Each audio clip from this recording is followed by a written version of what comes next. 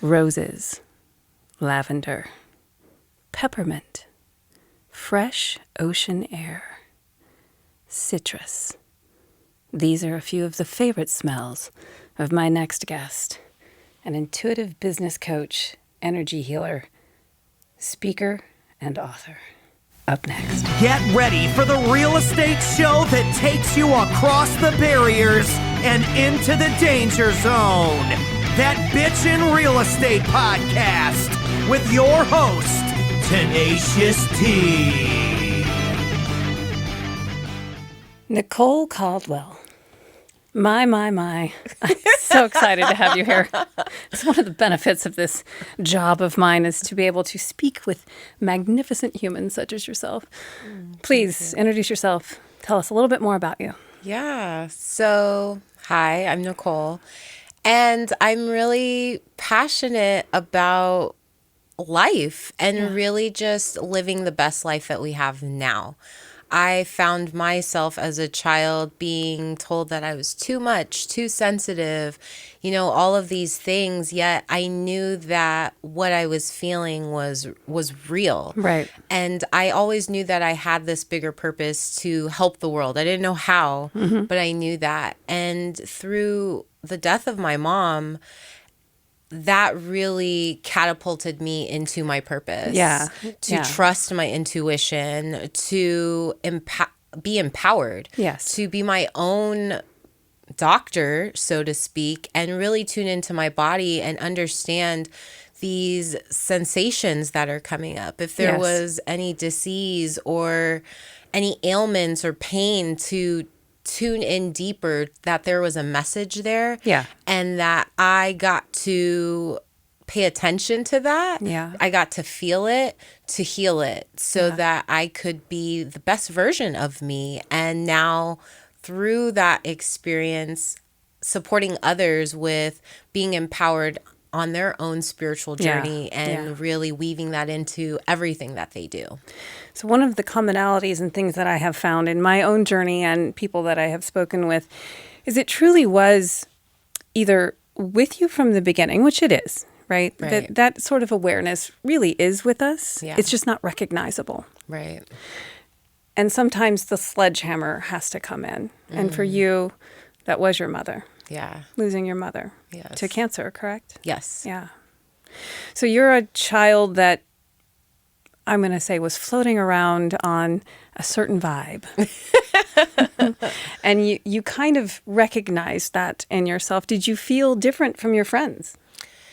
Yes. I felt, I was that person that was friends with everybody. I didn't necessarily gravitate towards one clique, but I felt like I never really fit in where I was. Right. I could be a chameleon and fit in those moments, in those circumstances, but I didn't feel like that was me. Right. And we aren't necessarily taught that you're born to stand out. It's okay not to fit in. Even if you are taught that when you're in school with the kids, you feel like, hey, I want to belong. I want to belong. The fashion, the uniforms, the sports, the whatever it is happening at that time, you want to be a part of that. Exactly. And for you, you were raised by your mother, father. Tell me about your childhood a little bit and how you were raised and where you were raised. Yeah, I'm an Arizona native. Nice, yay! And for me, I was raised in a very religious household. And I remember at one point, I just started questioning things. I didn't really align with the narrative that was being taught to me in church, because it was preaching that, God is this all loving, encompassing person. Yet if I did anything wrong, made a mistake, I was going to go to hell. Yes. And I didn't get that. And so I began questioning okay, well, who is this person? Is he real? Because we're all believing in this person that I can't see. And I was shut down with that. It's if you're questioning, that means the devil's within you. You just blind faith. Yes. And as a child, that's very impactful because as human beings, we're naturally curious. Yes. It's okay to ask questions. It doesn't mean anything. Right. You're just wanting to learn more information. It's very similar to children are to be seen and not heard. Very much so. Same with religion. Yeah. Religion is to be heard, but you're never to question what you see. Exactly. Yeah. And so for me, I knew from a child that there was something greater out there. I'd always been interested in psychics and mediums, yet like the church was, no, you don't do this. There's a scripture that says, do not be seeking those readers of the stars. And then my mom, though, she had this like curiosity. She had friends that were very psychic that would give her messages and things like that. And that always intrigued me. I wanted to be that person that knew to provide the guidance. And I just thought it was reserved for like a select few. I just thought, well, I guess that's not me. Even though that's what I want. And as I've gone on this journey, there's this reason why I was seeking, wanting to understand, because it was within me. We're all intuitive.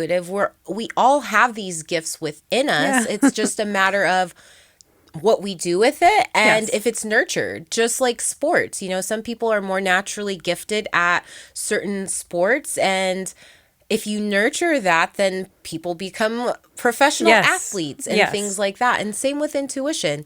And so for me, it wasn't necessarily, I don't know that my parents knew what to do, right? They were just doing the best with what they knew. And as I got older and began seeking myself, I realized that this was something I wanted to develop more. And it was something that I was already connected to. I was having prophetic dreams as a kid. I would think something and then it would happen. And it honestly freaked me out because I didn't know what this was. And so I thought, oh my gosh, if I don't like someone and I wish something ill, like I caused that type of thing. And so I shut that down and I started turning to drugs and alcohol and partying to numb. To quiet the voice. Yes. And so I was depressed as a child, went to see counselors, was put on different prescription medications, and it helped in that moment, but yet then I felt disconnected from my emotions. I wasn't feeling. And so it wasn't... You were empty. And it wasn't until I was in a corporate job that was no longer fueling my soul. I could feel there was something pulling me somewhere else, that I had a breakdown on the job at work. I ended up putting on so much weight. I was over 250 pounds and just like not wanting to do anything with my life. And that breakdown is what really started me connecting back to myself and my feelings, knowing that it was okay to feel. And also to learn about other holistic and natural healing alternatives to help with these things, because I didn't want to be on medication for the rest of my life. There was this knowing within me that this can't be the only way. There has to be another way. I didn't know what that way was, but that seeking, that asking questions, following where I felt led and guided to is what really opened the door for me to learn that I didn't have to be on medication forever, that I wasn't, because somebody had diagnosed me with these different conditions, it didn't mean that that was what I was boxed into for the rest of my life. Which you were diagnosed bipolar, correct? And this was before the loss of your mother? Okay. So my oldest child, bipolar, my youngest child, these are the diagnoses, right? Youngest child, autistic, his twin, bipolar. My Jason probably was too. If we're going on those labels, the 3D human world has to give labels. And in a lot of cases, of course, there's things that need to be tweaked or fixed. But in your case, and in the case of a lot of people, it's dealing with all of those gifts that are trying to bubble up inside of us and not trusting what that is because of the old programming of the world telling you that it is wrong. And you're going to do whatever it is that you have to do to appear normal and fit in. And that's what I really feel like it was. It was just me suppressing who I truly was, and it didn't have an outlet to come up and out. And so it manifested in these other conditions because what I was experiencing fit into this category of symptoms. So it's like, okay, this is what's going on with you, and this is who you are now. As opposed to having another perspective on, well, maybe there's something that needs to come up and through you that wants to be expressed. Like, what are you not speaking? And that's really what it was. I wasn't being who I truly was. And I had taken on all of these energies, like looking back, like I had no idea about we were energetic beings Yeah. and that you, as an empath, like picking up other people's stuff. Yeah, and I didn't feeling either. It was just like, what? Yes. yeah. And so like learning, no wonder I felt that way because Yeah. it was like I was taking on everybody's stuff and processing it for them, not knowing what it was that I was doing, not knowing how to maintain energetic boundaries. And having the gift of one of two things, either a vision that you're going to manifest or a vision from what could happen in the near future or far future. As a child, yeah, you would see that as, oh my gosh, I cursed somebody, or oh my gosh, I'm finding joy in this feeling of spirituality, yet I'm being told it's wrong, Right. and it continues to stuff you down. Yeah. So you're overweight, you're in a corporate job, you're diagnosed. Right. Continue your story. Tell me what happens next. So I remember the counselor I had he was so amazing. I remember just reaching out, like, I want to find other alternatives to get off this prescription medication. And he was, I mean, God sent, because he was like, yeah, we totally can. Like, there's this supplement and this that can have this, mimic the same effects that you can start taking and working with your psychiatrist to wean off of this stuff. And I remember when I was weaning off the medications, I really understood why people just stay on the medications, because what I experienced was it was intense. Yeah. It was hard at times. Like, I mean, it was emotional, like this roller coaster, this dip of, okay, I feel great. And then like feeling like the deepest lows, like wanting to commit suicide. Yeah. And it was just like, how am I going to make it through this? And without that support system, I don't know if I would have. And, you know, I really then began trusting more of my intuition. Going in a different path. And I was about to graduate with my degree in behavioral science. And I was just like, I can't do this. I don't know how to separate myself from patients and my own energy, because just doing like the clinical like case studies, I was feeling so heavy. Yeah. And it was then God put it into this doctor's head. Like, she's like, what about life coaching? And I'm like, I don't know what that is, but I really want, I was lit up. Yeah. And it was on graduation day, a girl I had never met, graduating in the same degree program. She was like, what are you going to do? And I said, you know, I want to look into a life coaching school. I don't know where. I know I want to do it physically. She just rattled off like the exact name of where to go. And it was just like, oh my gosh, this is love what it when I do. stuff like that happens. I It's so love good. it. It's like chocolate chip cookies. It's so good. And that's what I've seen. Like, my life is this constant synchronicity where I want something or I think about something and the universe just puts it right in front of me, just like that. Yeah. And so I began following that path. And it's been such a freeing path of following what lights me up and trusting what feels good. When something feels heavy, there's a disconnect there. You're following the path of joy. Exactly. Yeah. And so it's been it's been hard at times. I'm not going to lie. It hasn't been this smooth, easy sailing path, but it's been worth it because I feel like I'm so, I don't want to say 100% not affected by anything going on outside of me. Of course. But it's very minimal to where I can find my center and my peace and be grounded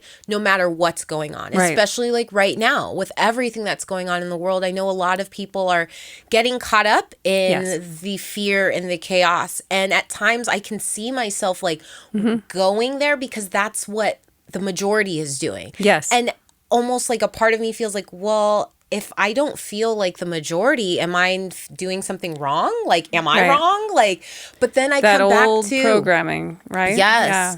And then I come back to center and it's like, no, Nicholle, like, you know where you're, like, you can trust yourself. You know, everything is going to be okay. Like, this is part of the transformation. Yes. And I really feel like 2012 is really when the spiritual awakening for myself really began.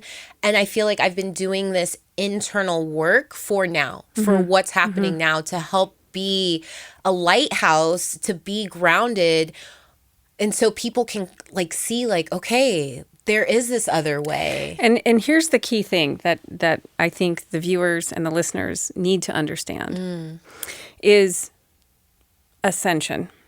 Us coming in contact with the great I am, which lies inside of us, Yes. is very much like coming off the medication of being treated for bipolar. Yeah. It is an up and down roller coaster that doesn't make any sense whatsoever, and it is painful. Yeah.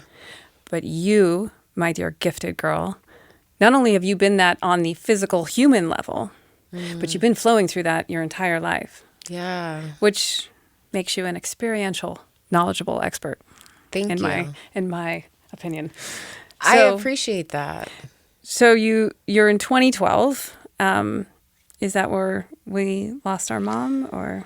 It was the next year after that. But in 2012, I was seeing a lot of 1111. And I didn't know Yeah. what it meant, but I knew it meant something Yeah. because I kept seeing it. And I was traveling for work at the time.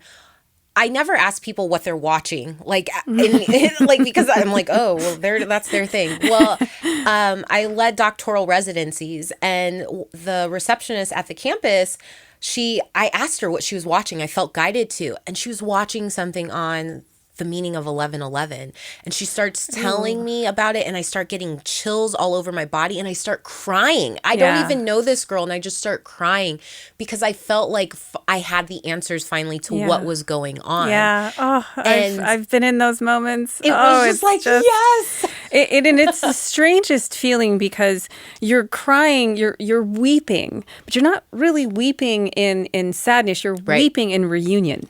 Yes. Right? Yeah. It was just like, this is what I've been working towards. Like, here it is, Nicholle. And so that just opened like a whole slew of different things where I went on all these different paths. But it was later that year my mom was diagnosed with gastric cancer, and she'd been having stuff going on with acid reflux, and they'd just been treating that. Yeah. They hadn't been looking at what was going on with her. It was just the symptoms.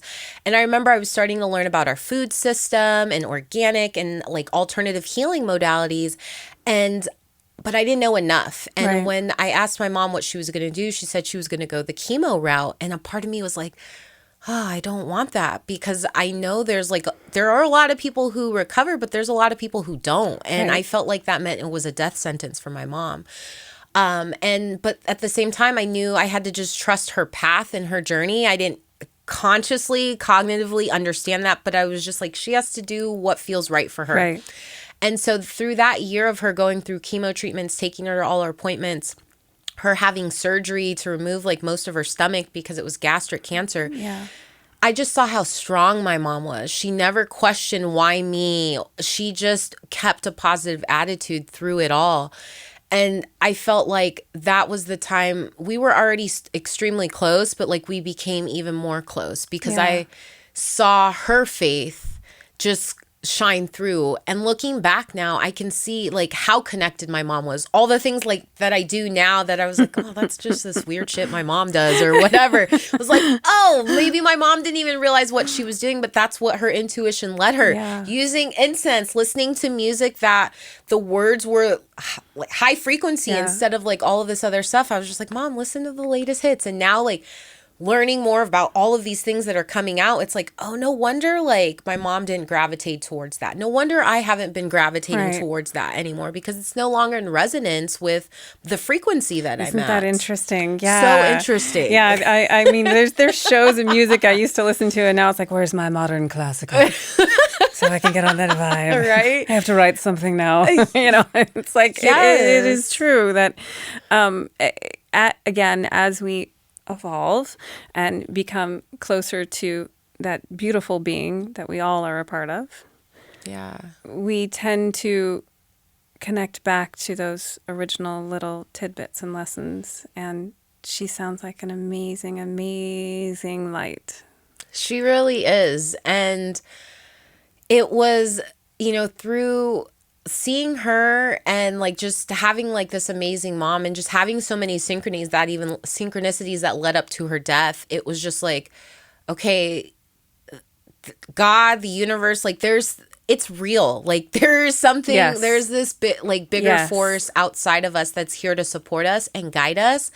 And I want to learn how to connect with it. And I want to learn how to just have an easier, more joyous life to where I don't have to struggle as much because she grew up she was raised in Africa for a little bit, lived most of her life in England. But I mean, from a third world country, I've been back there many times. And it's just like, I can see what conditioning she had and why she was sharing or raising me the way that she did. And that was part of my journey to learn those things, but also unlearn those things now so that I can be more of a light and be here for now. I have a daughter. Yeah. And so after my mom had passed, it was hard. I didn't allow myself to really process the grief because I was learning about, no, but you don't really die. Like, it's just a body. And so I was like, well, I shouldn't feel sad because my mom really is still here and she's around me. And it was like this spiritual bypassing. Right. And that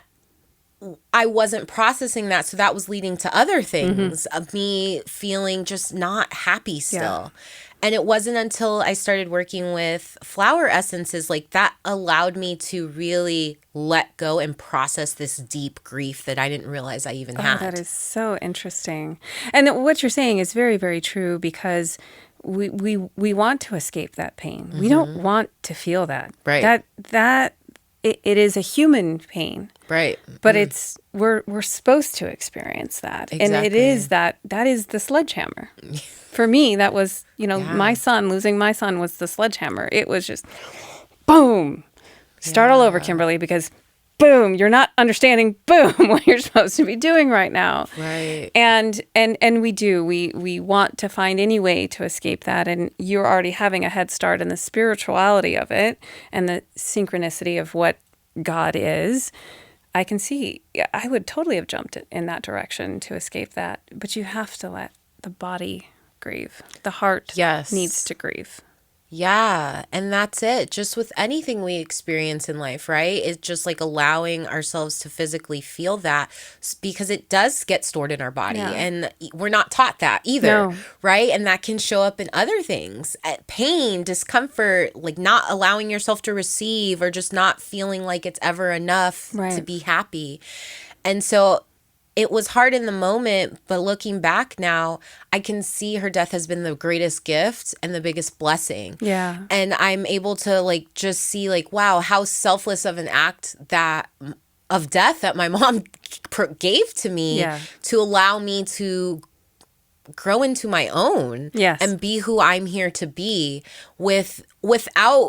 without her here, because I know that probably would have been harder for me to feel like I'm fully expressed because of the religion aspect of things. And so the soul chooses the path. We know this. Yes. And we know that we are here for a specific reason. Yes. It takes the sledgehammer to remember that reason. But she did choose the pain and suffering of this life, to go through what she went through with cancer and leaving you. Right. Her daughter, her purpose. Right. She knew she was going to have to do that on a soul level, and it was a great sacrifice. And I see my own son the same way. Obviously, there's free will. Obviously, there's many different routes that you can take. Right. But your soul is aware of the route that it's taking when it comes here. Yeah. And that was a huge one. Yeah. And it's so interesting, something looking back. I remember as a kid, I would just be in my room and I would cry like, I don't want my mom to die. Yeah. There was nothing wrong with her, nothing for me to even be doing that. But it was like there was this connection that I knew that I was going to lose my mom at a younger age, and she wasn't going to be here for what I thought was going to, till she was in her 80s, 90s, 100 years old. And so for me, that really launched me into my purpose. And I met my daughter's father right before my mom passed. Aww. And it was just so cool because it was like I hadn't had a deep connection with someone before. And I would ask my mom, why all my friends are getting married? Why am I not? Right. And she's like, Nicholle, just trust. You don't know what's going on with them. Just trust. And it was just a few weeks before, I was like, Mom, I think I met the guy that I want to be with. And I was really excited. And it was really amazing because during the time she was in the hospital, he never got to meet her, but he would come up there and hang out at the hospital. And Words with Friends, that was the game that was popular. Then I'd be in her room bedside, playing, and he'd be out in the waiting room. Yeah. And so it was I feel like he was introduced in my life at that time to really help me with the transition of grieving, Yes. but also Yes. coming more into myself. And because He was the gift that you gave yourself for this lifetime to get you through those moments. Yeah, Yeah. for sure. And I feel like it's been such a healing experience with him. We had my daughter about a year later after my mom passed. That wasn't planned. And so it feels like my mom had to go before, like, because now she's watching over my daughter. And it's just been, motherhood has been like the most enlightening experience. I've heard it before. I've heard it somewhere, but motherhood is the fastest way to enlightenment. Like, because it's this mirror. It's so much growth. All of the things that you thought you knew, like, out the door, and like putting your needs aside for this person that's growing within you.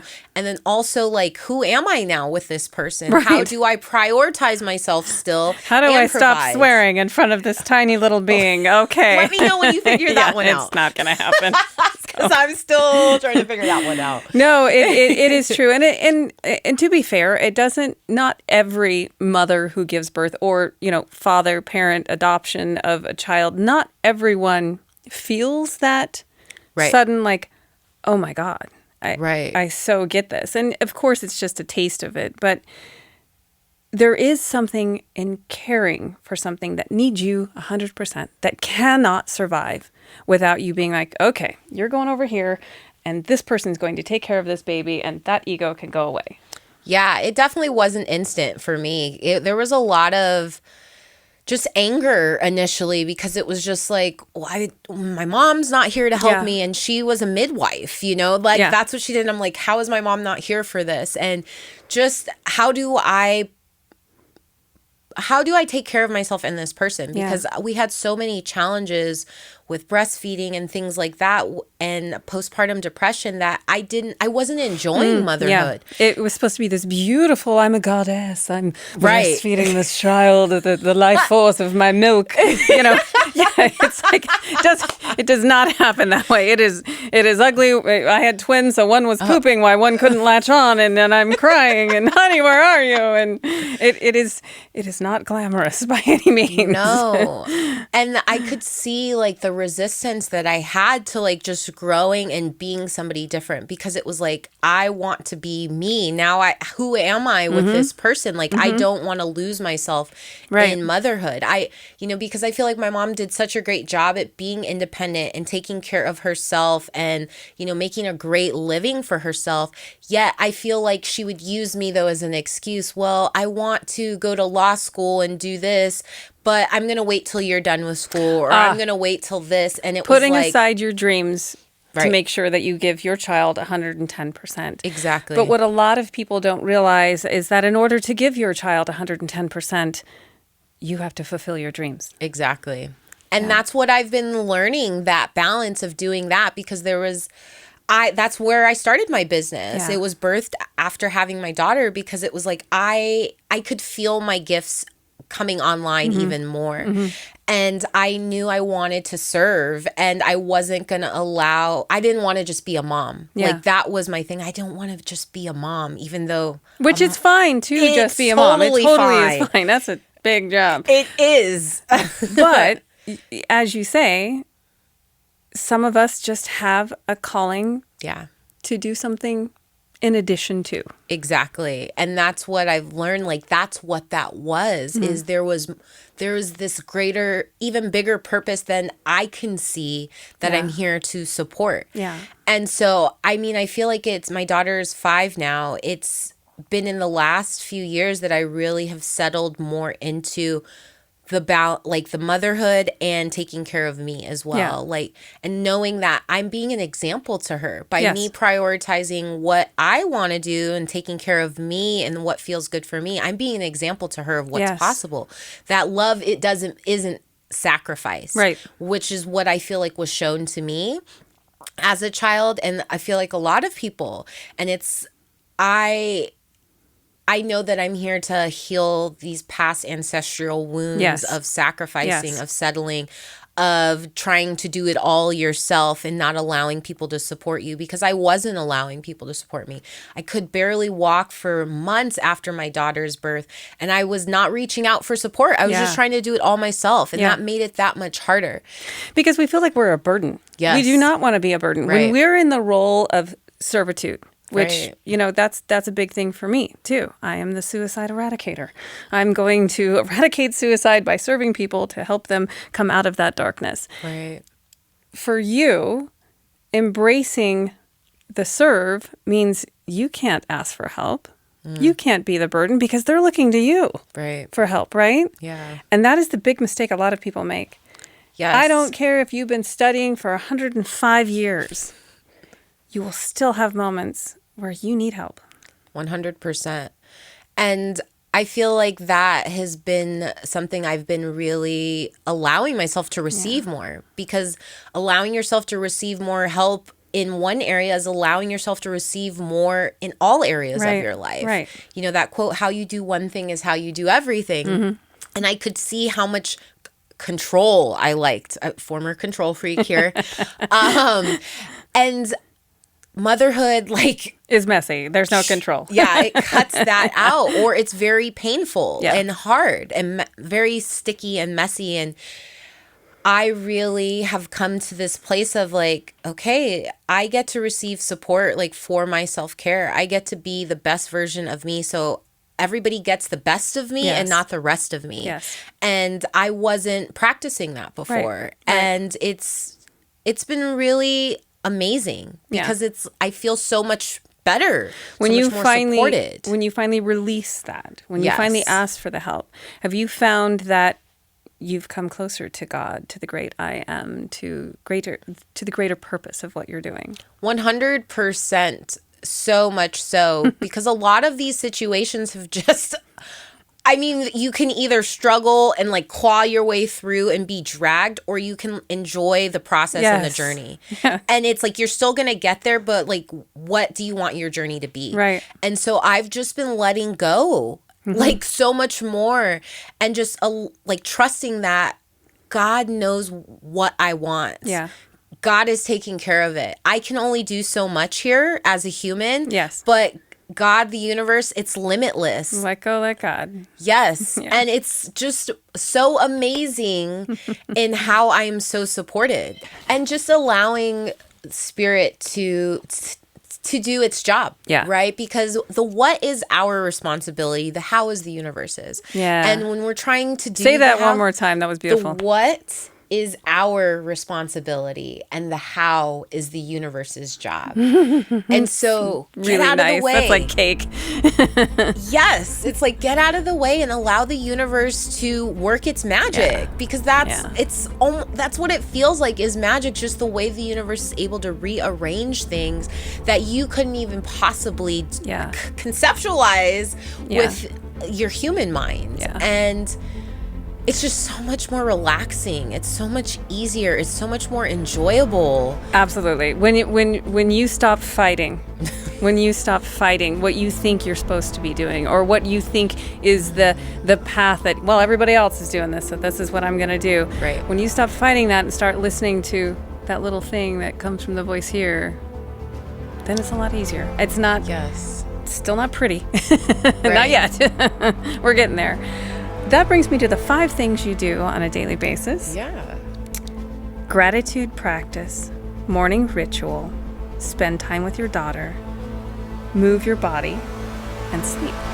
Yes. Tell me a little bit more about moving. Are you awake yet? More with the gifted Nicholle Caldwell, answering the famous questions in part 2. That Bitchin' Real Estate Show.